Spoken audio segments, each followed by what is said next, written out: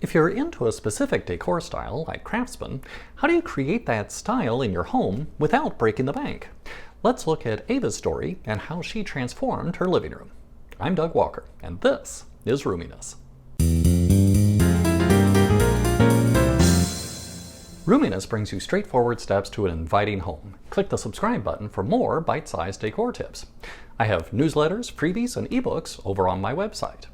Ava fell in love with Craftsman-style homes when she saw Doc Brown's house in Back to the Future and Joe West's house in The Flash. Both houses had beautiful woodwork, bookcases, sconces, and stained glass windows. But these hallmarks of Craftsman style are expensive to retrofit into an existing home. Ava dreamed of creating her own Craftsman-style living room. However, she had to settle for a tract house, and this is what her living room looked like on moving day. Great Scott! So, is Ava stuck in a no-style home? Unless she wins the lottery.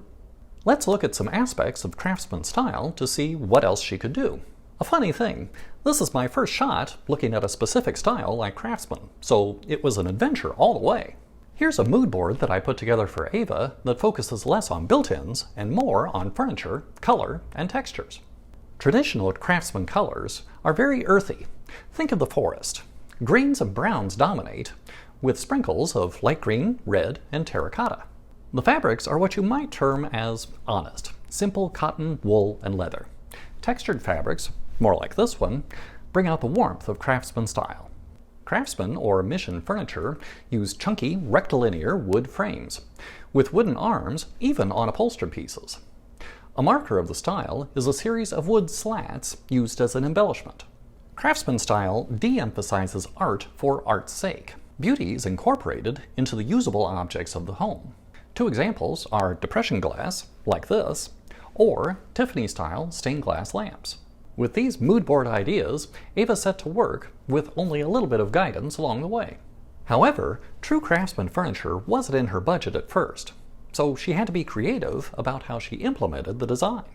The first step is always the simplest. Rearrange the furniture conversationally. Shift the couch out from the wall and orient the grouping to address the focal point, in this case, the fireplace. Second, at least have a place to set down a drink and a book. This table and lamp combination are not Mission style, but they were inexpensive and have a rectilinear, if modern, look.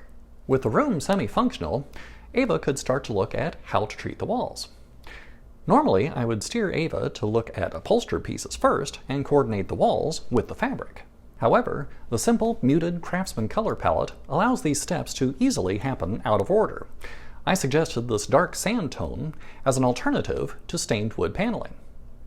While she's working on the backgrounds, I suggested that Ava paint the ceiling a lighter shade of the walls, install a high chair rail, paint the window trim to match, and install blinds that coordinate. This rendering could be tweaked in two ways, actually. The chair rail could be chunkier, and the color above the chair rail, again, could be a lighter shade of the same wall color. Maybe you should just do better renderings.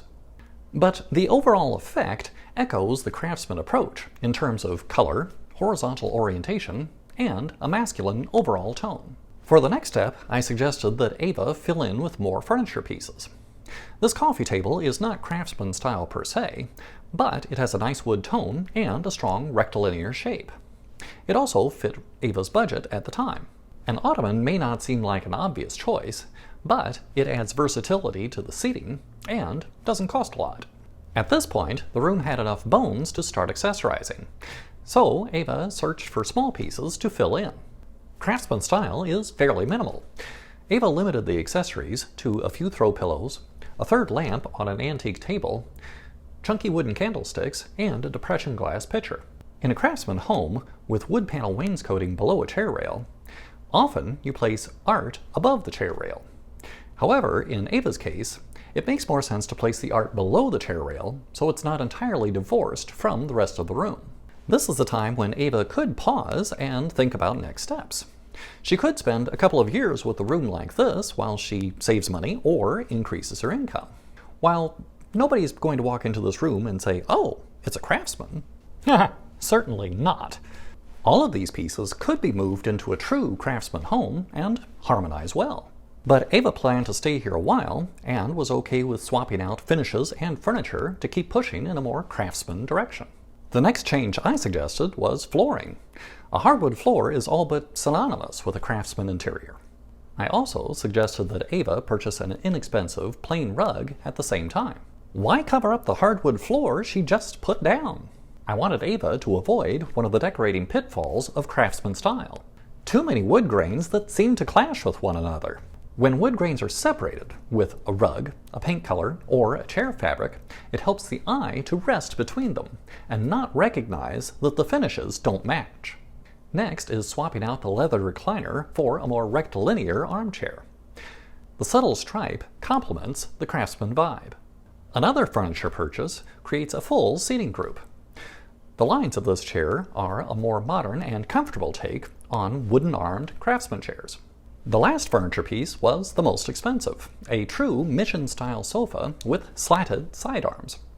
The cushions that Ava previously purchased are now functional for leaning into the corners of the sofa. Over the next 2 years, Ava went on a hunt for stained glass lamps to replace her originals.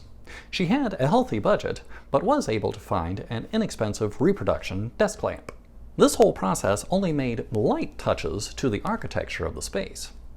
Major Craftsman style changes, such as swapping out windows, redoing the fireplace, or adding built-in sconces, might not be a good investment if Ava is planning to sell the house soon. But Ava planned to keep the house, so she decided to try one big project. These faux beams are hollow on the inside and didn't require any structural changes to hang them. They give the look of a much beefier structure and truly start to bring the Craftsman style to the house itself. Do you know how to work through the whole decorating process like Ava did? Have a look at this video for all of my decorating steps. You should watch. It's short. I'll see you there.